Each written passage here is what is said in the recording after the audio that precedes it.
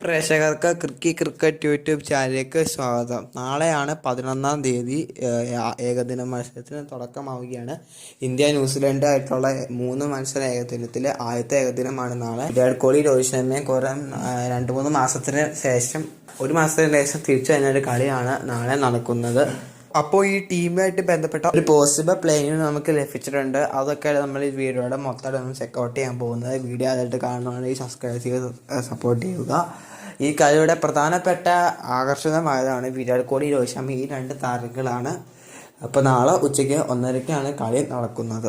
ആദ്യമായിട്ട് നമുക്ക് ന്യൂസിലൻഡിൻ്റെ കാലഘട്ടത്തിലേക്ക് പോവുകയാണെങ്കിൽ അവർക്ക് ഓപ്പണിംഗ് സാധ്യത ഉള്ളത് വിൽ യങ്ങും ഡെവൻ കോൺവേക്കുമാണ്. Henry Nicholls, Daryl Mitchell 3rd ഉം 4th ഉം പൊസിഷനിൽ ഇറങ്ങാൻ സാധ്യതയുള്ളത്. ജോക്സ് ക്ലാസൻ, ഗ്ലെൻ ഫിലിപ്സ് 5ഉം 6ഉം പൊസിഷനിൽ. മിച്ചൽ ബ്രേസ്വെൽ എന്നിവരെയാണ് ആദ്യം 7 നമ്പറിലായിട്ട് ഇറങ്ങുന്നതായിരിക്കും. ആക്ക് ഫോക്സ്, മിഷേൽ റേ, ആദി അശോക് എന്നിവയാണ്. പിന്നെ ക്യാപ്റ്റനായിട്ട് മിച്ചൽ സാന്ത്നർ, ഓൾറൗണ്ടറായ മിച്ചൽ സാന്ത്നർ ആയിരിക്കും ക്യാപ്റ്റൻ.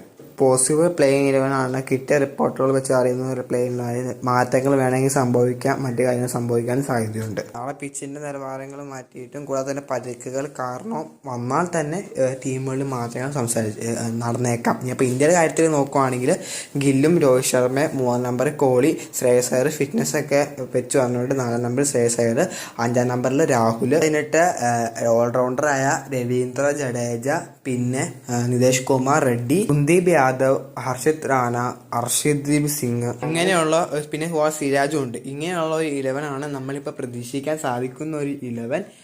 അപ്പോൾ ഇന്ത്യ നാളെയാണ് ഇറങ്ങുന്നത്. ഇനി വരെ മാറ്റങ്ങളൊക്കെ ഉണ്ടെങ്കിൽ നമുക്ക് നാളെ കാണാം. നാളെ ചോദിച്ച സമയത്ത് അറിയാൻ പറ്റുകയുള്ളൂ. ക്യാപ്റ്റനായിട്ട് ഗില്ലാണ് ഉള്ളത്.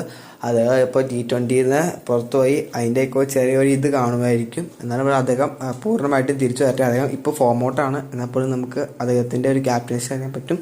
അപ്പോൾ ഇത്രയും വീഡിയോയിൽ പറയുന്നത്. വീഡിയോ ഇഷ്ടപ്പെട്ടാൽ ലൈക്ക് ചെയ്യുക. അടുത്ത വീഡിയോ പിന്നെ കാണാം.